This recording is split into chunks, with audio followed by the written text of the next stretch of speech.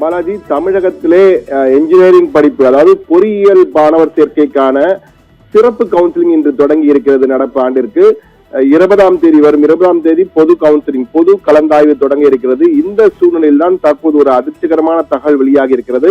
அண்ணா பல்கலைக்கழகம் 10 கல்லூரிகளுக்கான இணைப்பு அங்கீகாரத்தை ரத்து செய்திருக்கிறதாம்.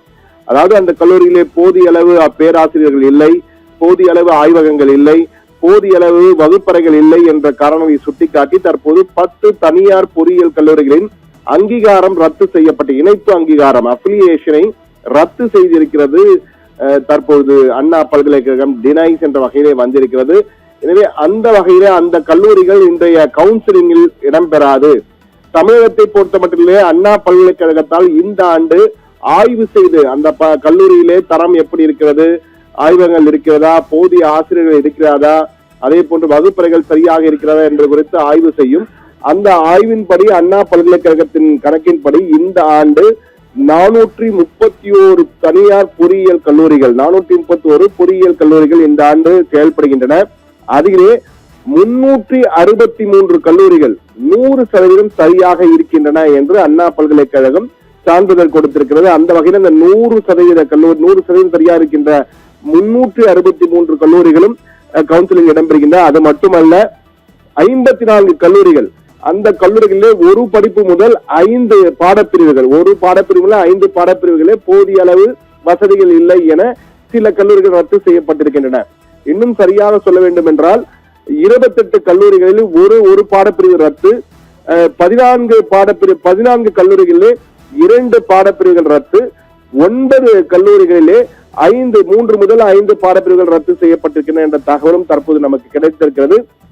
அந்த வகையில் colleges that did not get affiliation for any course என்ற வகையில் பார்த்தால் 10 கல்லூரிகள், தனியார் கல்லூரிகளே 10 பொறியியல் கல்லூரிகளுக்கு இணைப்பு அங்கீகாரம் இந்த ஆண்டு கொடுக்கப்படவில்லை என்பதுதான் மிக முக்கியமாக. அதே போன்று 4 கல்லூரிகள் இந்த ஆண்டு எங்களுக்கு இணைப்பு அங்கீகாரமே வேண்டாம் என விண்ணப்பமே செய்யவில்லை. எங்களுக்கு ஆய்வுக்கே வர வேண்டாம், நாங்கள் இணைப்பு அங்கீகாரம் வேண்டாம் என்ற வகையில். எனவே 14 கல்லூரிகள் இந்த ஆண்டு கவுன்சிலிங் இடம்பெறாது என்பதுதான் மிக முக்கியமான தகவல். இந்த சூழ்நிலையில் தான் தற்போது அறப்போர் இயக்கம் தொடர்ந்து ஊழல் மற்றும் லஞ்ச லாவணங்களை சுட்டிக்காட்டுவது, முறைகேடுகளை சுட்டிக்காட்டுகின்ற ஒரு இயக்கமான பொது இயக்கமான அறப்போர் இயக்கம் தற்போது ஒரு கேள்வியை எழுப்பியிருக்கிறது. பேராசிரியர் மோசடி என்பது தொடர்ந்து நடைபெற்று வருகிறது.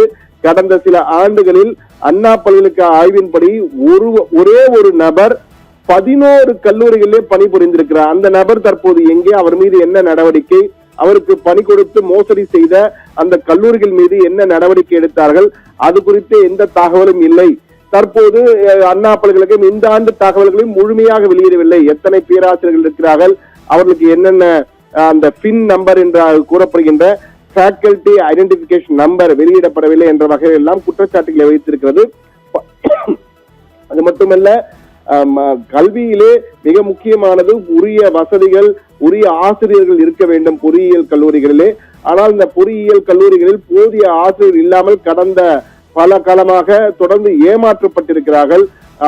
குறிப்பாக பேராசிரியர் கணக்கிலே மிகப்பெரிய மோசடி நடந்திருக்கிறது. அது குறித்து உரிமையான விசாரணை நடத்தி நடவடிக்கை எடுக்க வேண்டும். ஆனால் அதற்கான உரிய முடிவுகளை தெரிவிக்காமல் தற்போது அண்ணா பல்கலைக்கழகம் இந்த அறிவிப்புகளை வெளியிட்டிருக்கிறது. அது மட்டுமல்ல, இந்த ஆண்டு ஆய்வு நடத்தி என்னென்ன பிரச்சனைகள், எவ்வளவு ஆசிரியர்கள் இருந்தார் என்பது குறித்தும் விளக்கவில்லை என்று கூறியிருக்கிறார்கள்.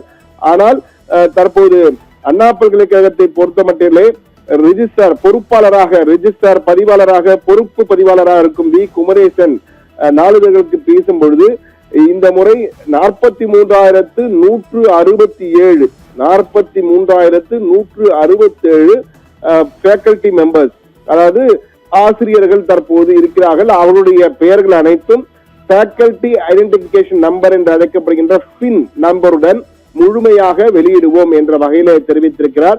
இந்த தகவல்களை பார்த்து மாணவர்கள் அந்தந்த கல்லூரிகளை தேர்ந்தெடுத்துக் கொள்ளலாம், எந்த கல்லூரி முழுமையான நபர்கள் ஆசிரியர்கள் இருக்கிறார்கள் என்று தேர்வு செய்யலாம் என தெரிவித்திருக்கிறார்கள். வரும் 20ஆம் தேதி தான் பொது கலந்தாய்வு தொடங்குகிறது. ஆகஸ்ட் மாதம் 30ஆம் தேதி வரை 3 கட்டங்களாக இந்த கலந்தாய்வு நடைபெறுகிறது. மிகப்பெரிய கலந்தாய்வு இது. எனவே பொறியியல் கல்லூரிகளில் இது போன்று 14 கல்லூரிகளுக்கான இணைப்பு இந்த ஆண்டு இல்லை என்பது மிக முக்கியமானது. எனவே கவுன்சிலிங்கின் பொழுது கல்லூரிகளின் பெயர்களை தேர்ந்தெடுத்து மாணவர்கள் தேர்வு செய்ய வேண்டும் என்பது மிக மிக முக்கியமாக இருக்கிறது என்று கல்வி ஆலோசகர்கள் கருத்து தெரிவித்திருக்கிறார்கள். பாலாஜி.